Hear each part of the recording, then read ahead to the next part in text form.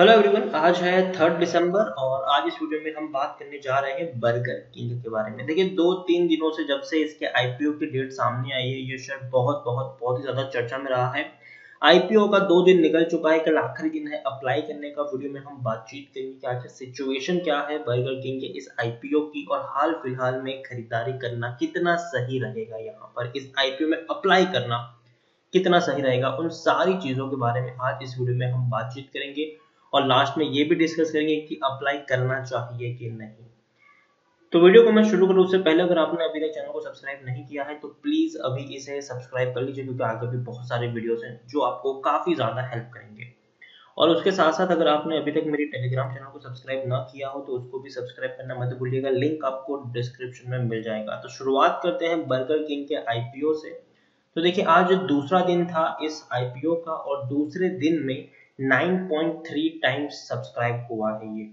ठीक है, तो डेफिनेटली पहले दिन में 3 गुना सब्सक्राइब हुआ था, दूसरे दिन में मतलब पहले और दूसरे दिन का मिला के अगर हम देखें तो तकरीबन 9 साढ़े 9 गुना सब्सक्राइब ये हुआ है। और तीसरे दिन में उम्मीद की जा रही है कि ये 16-17 गुना सब्सक्राइब हो सकता है।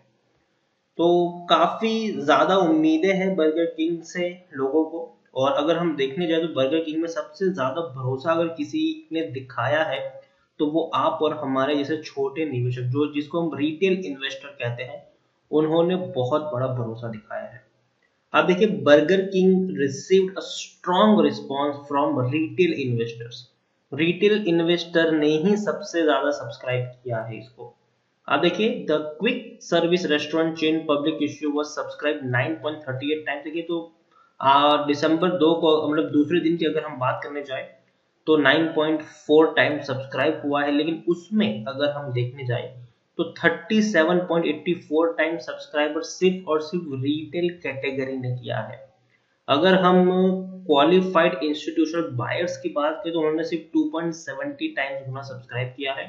और नॉन इंस्टीट्यूशनल इन्वेस्टर की बात करें तो उन्होंने 3.61 टाइम्स ज्यादा सब्सक्राइब किया है। तो मतलब ये है कि सबसे ज्यादा जो इंटरेस्ट है बर्गर किंग के इस आईपीओ में वो आप और हमारे जैसे छोटे निवेशक है, जिसको हम रिटेल कैटेगरी के निवेशक मानते हैं, उन्होंने सबसे ज्यादा यहाँ पर भरोसा जताया है। और अगर हम देखने जाए तो 14 दिसंबर को इनकी लिस्टिंग होनी है। और एक और चीज अगर ये है कि ये छठा आईपीओ है ऐसा जो पहले दिन ही ओवर सब्सक्राइब हो चुका था। इससे पहले अगर हम ओवर सब्सक्राइब शेयर की बात करें तो हैप्पीएस्ट माइंड था, रूट मोबाइल था, कैमकॉन स्पेशलिटी केमिकल्स था, मेस्गोडोक था और लिखिता इंफ्रास्ट्रक्चर था।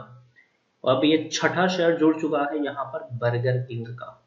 हालांकि एक्सपेक्टेशन ज्यादा थी कि बहुत ज्यादा ओवर सब्सक्राइब होगा, लेकिन उतना हुआ नहीं है 2 दिन का अगर हम देखने जाए तो। लेकिन फिर भी तीसरा दिन बाकी है और लगता है कि कम से कम 16-17 गुना ये ज्यादा सब्सक्राइब हो जाएगा।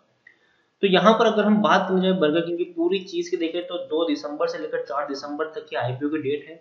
कल और आज 2 दिन निकल गया है, कल आखिरी दिन है आईपीओ में अप्लाई करने के लिए।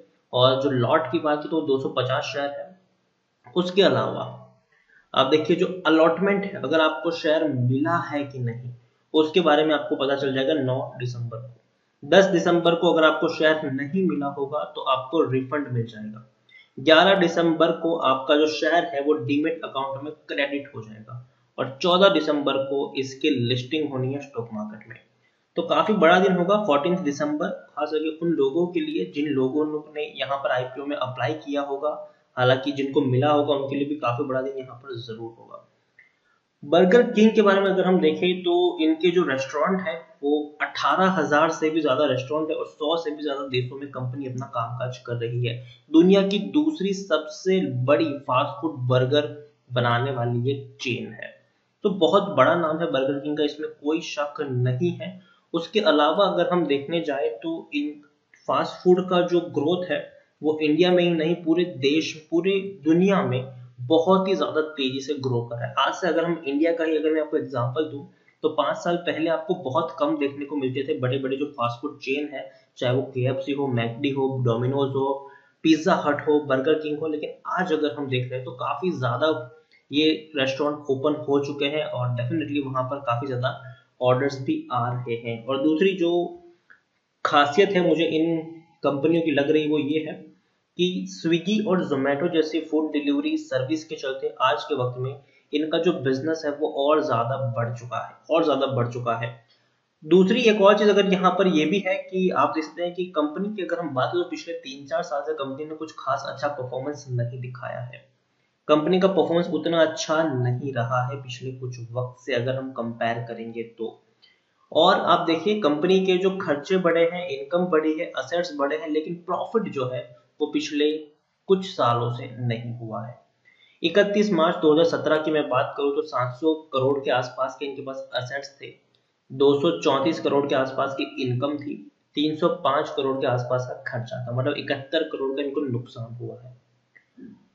अगले साल ये जो असेट्स है वो बढ़े, 730 करोड़ का हुआ असेट्स, इनकम 385 करोड़, इनकम भी बढ़ी यहाँ पर, लेकिन एक्सपेंसेस और ज्यादा बढ़े 470 करोड़, तो वही हुआ 82 करोड़ का लॉस। अगले साल असेट्स बढ़े 920 करोड़, इनकम डबल हुई ऑलमोस्ट 645 करोड़, एक्सपेंसेस भी बढ़ गया 680 करोड़, तो 38 करोड़ का लॉस हुआ है यहाँ पर। 2020 की जो रिसेंट हिस्ट्री आप देखेंगे तो देखिए अगेन असेट्स बढ़े हैं, तकरीबन 1200 करोड़ के हुए हैं, इनकम 845 करोड़, खर्चा 919 करोड़, अगर टैक्स के बाद प्रॉफिट है वो भी 75 करोड़ के आसपास का लॉस है। तो पिछले कुछ सालों से कंपनी प्रॉफिट नहीं कर पा रही, तो ये सबसे बड़ी दिक्कत है इनके लिए। और दूसरी बात यहाँ पर ये है कि जो सबसे बड़ी बात है, Burger King limited is required to open at least 700 restaurant. 2026 दिसंबर से पहले इनको और 700 नए रेस्टोरेंट ओपन करने पड़ेंगे as per the master franchise and development agreement जो होता है उसके अकॉर्डिंग इनको और नए 700 रेस्टोरेंट ओपन करने पड़ेंगे। और इसी रिक्वायरमेंट को मीट करने के लिए कंपनी के पास फंडिंग होनी चाहिए और इसी के लिए उन्होंने आईपीओ लेकर आए हैं। तो बहुत बढ़िया चीज है ये। देखो मैं ये नहीं कह रहा हूँ कि बर्गर किंग एक बुरी कंपनी है, लेकिन पिछले 4 सालों से पैसा नहीं कमाया, लेकिन इसका मतलब ये नहीं है कि कंपनी बुरी है। मुझे लगता है कि डेफिनेटली ग्रो करने का पोटेंशियल इसमें काफी ज्यादा पोटेंशियल है। पिछले कुछ सालों से अगर हम देखेंगे तो काफी बढ़िया ग्रोथ इसका हमें देखने को मिला है, चाहे वो असेट्स वाइज हो या फिर इनकम वाइज हो। हालांकि खर्चा बढ़ा है ये अलग बात है, लेकिन फिर भी मुझे लगता है कि जिस तरीके से फास्ट फूड बिजनेस ग्रो कर रहा है ऑल ओवर वर्ल्ड में, मुझे लगता है कि बर्गर किंग डेफिनेटली आने वाले दिनों में और ज्यादा अपने बिजनेस को एक्सपांड करने का पोटेंशियल रखता है। और जिस तरीके से अगर देखा जाए तो 810 करोड़ की जो फंड रेजिंग की जो बातचीत चल रही है ये इश्यू के आईपीओ के द्वारा, तो कहीं ना कहीं एक पॉजिटिव ट्रेंड में कंपनी देखने को मिलेगी। और अच्छा खासा सब्सक्राइब भी हुआ है ये शेयर, अगर हम देखने जाए तो तकरीबन 9 गुना सब्सक्राइब ऑलरेडी हो चुका है। कल अगर हम देखेंगे तो 15 से 16 गुना एटलीस्ट सब्सक्राइब हो जाएगा ये शेयर। तो मुझे लगता है कि 60 रुपए का शेयर अगर जब 14 दिसंबर को जब इसका आईपीओ खुलेगा तो ऐसा नहीं होगा कि 100-150 पे खुलेगा, जी नहीं, लेकिन एटलीस्ट 75-80 के आसपास ये ओपन हो सकता है, ऐसा मेरा मानना है अभी के तौर पर। तो मेरे हिसाब से बर्गर किंग के शेयर में अगर आपने अप्लाई नहीं किया है तो आप जरूर इसको अप्लाई कर सकते हैं। शॉर्ट टर्म के लिए भी आप इसको अप्लाई कर सकते हैं, जैसे कि खुला और आप चाहे तो बेच सकते हैं, लेकिन मैं यही सजेस्ट करूंगा कि लॉन्ग टर्म के लिए इसको आप अपने पोर्टफोलियो में रखें। ओपन होने के बाद भी आप इसको 1-2 साल का वक्त दीजिए, डेफिनेटली दम है इसमें कि जिस तरीके का पोटेंशियल अभी जुबिलेंट फूड का हमें देखने को मिला है, मैकडोनल्ड का देखने को मिला है, वैसा ही बर्गर किंग का भी फ्यूचर में देखने को मिल सकता है अगर वक्त दिया जाए। वक्त लगेगा इसको, ऐसा नहीं है कि 1-2 महीने में बहुत ऊपर निकल जाएगा, लेकिन हाँ वक्त लगेगा इसको थोड़ा सा और पिकअप होने में। तो मेरी सलाह होगी कि अगर आप चाहे तो आईपीओ अप्लाई कर सकते हैं। और दूसरी बात ये कि शॉर्ट टर्म और लॉन्ग टर्म दोनों पर्सपेक्टिव से मुझे बर्गर किंग थोड़ा सा बेटर पोजीशन में लग रहा है, तो इसीलिए चाहे तो अप्लाई कर सकते हैं, डरने की जरूरत यहाँ पर नहीं है।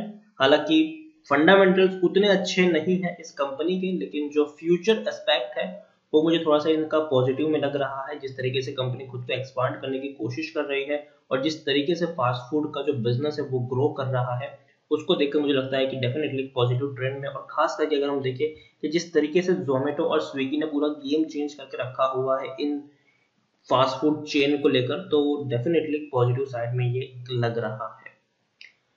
तो इसी से वीडियो को एंड करूंगा। अगर आपको वीडियो पसंद आया हो तो प्लीज इसे लाइक करें, शेयर करें। अगर आप चैनल पहली बार आए तो प्लीज सब्सक्राइब करें और बर्गर किंग के बारे में आप क्या सोचते हैं और आपने सब्सक्राइब किया है कि नहीं, उसके बारे में आप मुझे कमेंट में लिखकर बता सकते हैं। Thank you.